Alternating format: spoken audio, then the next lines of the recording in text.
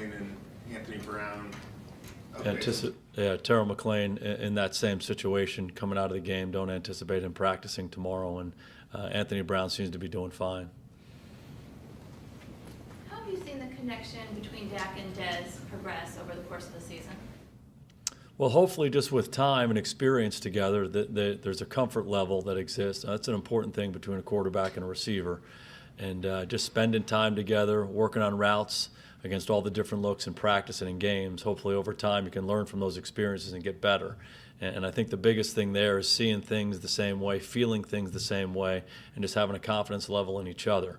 And I think it's definitely improved just the amount of time they spent together. It's been a positive thing for each of them.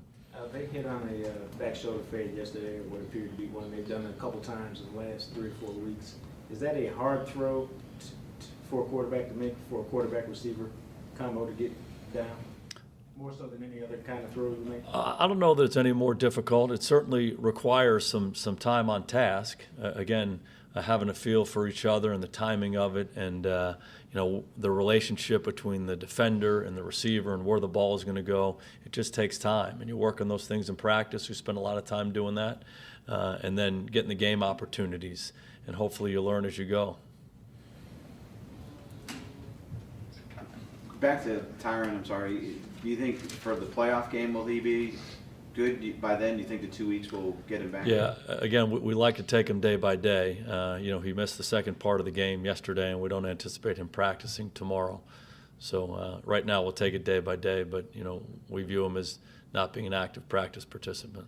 So you expect Emmett Cleary to play left tackle, or you guys alter the line in any way with that? Yeah, we'll just take it as the week goes on. Emmett went in for Tyron yesterday and did a nice job, and he's been in that position for most of the year. So I thought he handled himself well, but we'll take that situation day by day. Are the circumstances different in the finale versus the second to last game when you all are in the position you're in with things clinched in terms of those kind of decisions? I thought Coach Belichick made a really good point the other day when he talked about, the limited numbers that we have on our roster. Sometimes I think there's a feeling that people think, okay, let's just put that second offensive line group in there.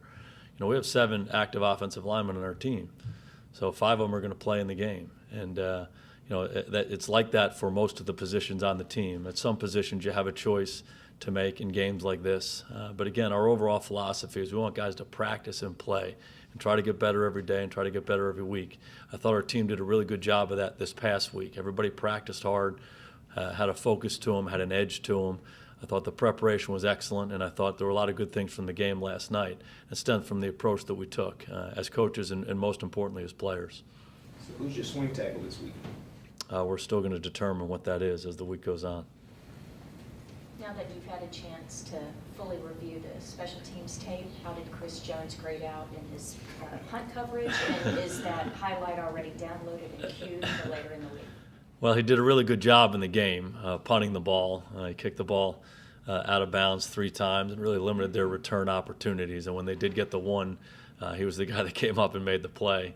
And, we've said this before. Both he and Dan Bailey, they're among the best athletes we have on our team. We do all this off-season work where we have competitions and different drill work on the field, and they fit in with the rest of the players really well, and oftentimes they beat the other guys. So athletically, those guys are really, really talented guys. And maybe more than that, their mentality is such that they like to mix it up in there and they like to compete. And Dan Bailey was around to tackle himself on the one kickoff return that they had, and then Chris really stepped up and did a great job finishing that play off. And we often talk about if you want to be a physical football team, everybody has to be physical. And hopefully those kickers and punters took it to heart because it showed up in the game. The Dez throw to Witten, is that a play that you guys have done in previous years, or is that new to this year? I think it's new to this year. How often do you have to practice that where you feel like, okay, we're comfortable, we can run this on Sunday? We believe in practicing those plays for a long time. And how has Dez done in that preparation? At different times, he's done really well. Other times, it's been a growing experience. But again, we've been working on it for a little while. We believe in marinating those plays because there's a lot of different looks that you can and can't get based on what the defense sees. So the more opportunities you have at it in practice, the better chance of success in the game. It certainly came up great. Scott did a really good job in the game. We did a good job controlling the line of scrimmage, controlling the game with the running game, and then at different times in the passing game, he put us in great position to make big plays. And Dak cashed in on it, and Dez on that particular play cashed in on it as well. At what point in that play did you know it was going to be successful? Probably pretty early. The mechanics of the pitch to Dez is an important part of it. Securing the line of scrimmage is an important part of it.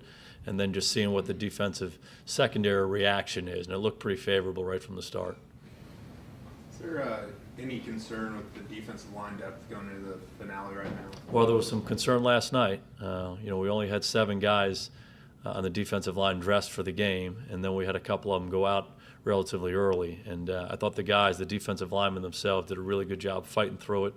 I thought Rod and the defensive staff did a really good job making some adjustments to allow us to play some more of the 3-man lines.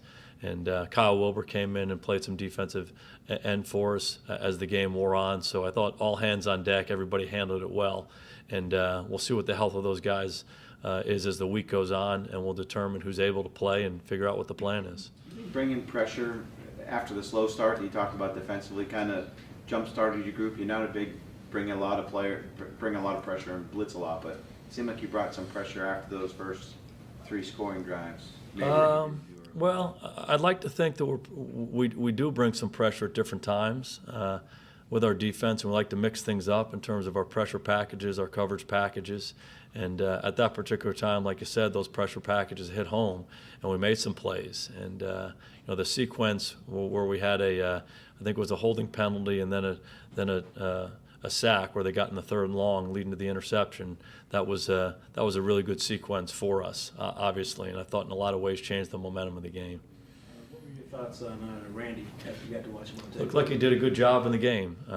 Certainly trying to knock some rust off.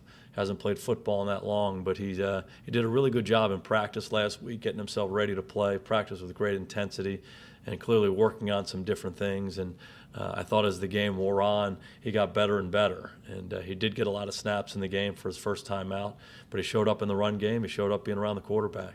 Where does the rush show itself most?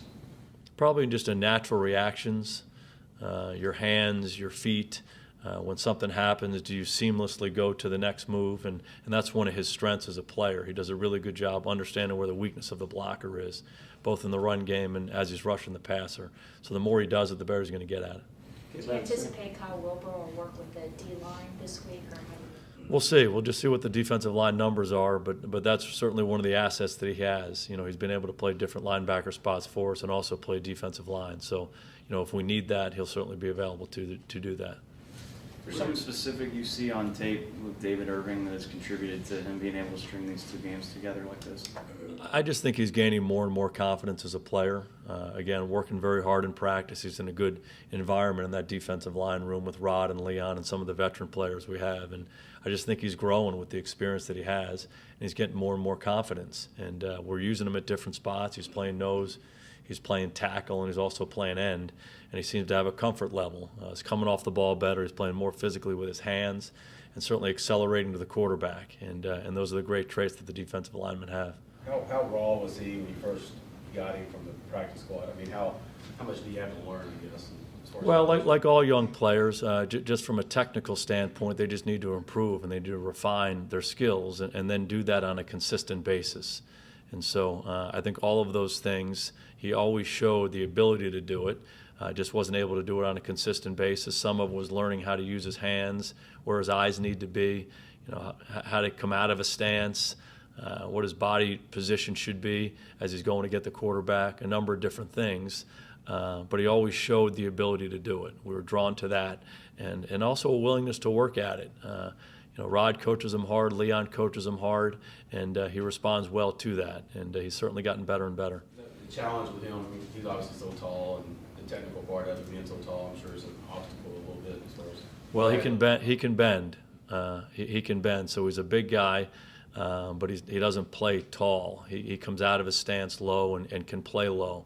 And you see that in the explosiveness that he has and the power that he has in moving offensive linemen. And then he has all that length, and the length works to his advantage.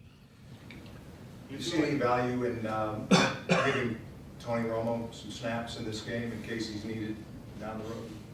Well, like with any player, you want to give everybody opportunities. And the biggest thing we're going to try to do is focus on what we need to do tomorrow as a team, with our whole team to get ready to play in this game. And we'll figure out, what the rotations are, if there are any at any position.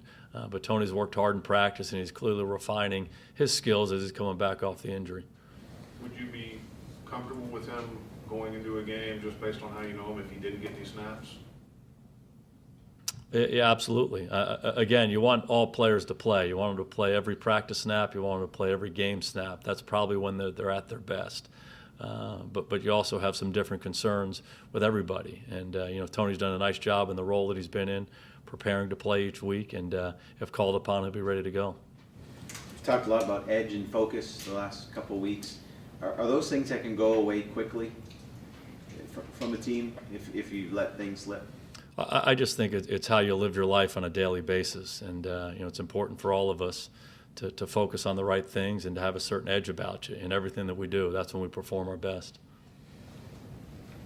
When you look at where you guys are and what's ahead, how much do you, in specifics to this week, how much do you talk to other people that may have been through this or studied history to say, hey, what this team do, what that team do? Do you look at that at all, or is it just dependent on your team? Well, mostly it's depending on our team and what we want to do with our team, but certainly you use your own personal history, the history of guys on the staff. But again, the biggest focus for all of us is to focus on what we need to do tomorrow to get ready for this game. And we'll do that as coaches, and we'll try to instill that in our players. What do you see in Bryce Butler in terms of comfort level? Bryce has done a really nice job. With the different guys that we have on offense to throw the ball to, it's really important for guys when they get opportunities to take advantage of them. And I think you've seen the last couple of weeks, you've seen Bryce do that. Hasn't gotten a lot of chances, but made a big play last week against Tampa, the 7 route that took us from the high red zone down into the tight red zone. That was a big play in the game for us. And then certainly the play he made last night on the seam was big for us on that first drive. So you're always trying to instill in everybody the idea that they have to be ready for any opportunity. And he's certainly been a good example of that the last couple of weeks. With Beasley and Witten, are there, while their games might not be similar, are there similarities in how they work leverage and get open and things like that with the underneath stuff that you think they take from each other at all? Well, they certainly both have a great understanding about how to get open. And, they have different body types and different skill sets. But I do agree with your premise that they have a really good understanding of where they are relative to the defender, what the route's calling for, and what the quarterback wants to see. And each of those guys are very quarterback friendly. They present themselves to the quarterback on a consistent basis. The quarterbacks have an immense amount of confidence throwing the ball to them because over and over and over again they get themselves open. So again, because of their body types, you might think they do it a little bit differently, but there are a lot of similarities between the two guys. What did you think about McFadden in his first extended play last night? Played well. He's been chomping at the bit. He's practiced really well the last month or so. And whenever given an opportunity, he's ready for it. Did a good job on the kickoff return. I thought he ran well when he was on offense. Did he get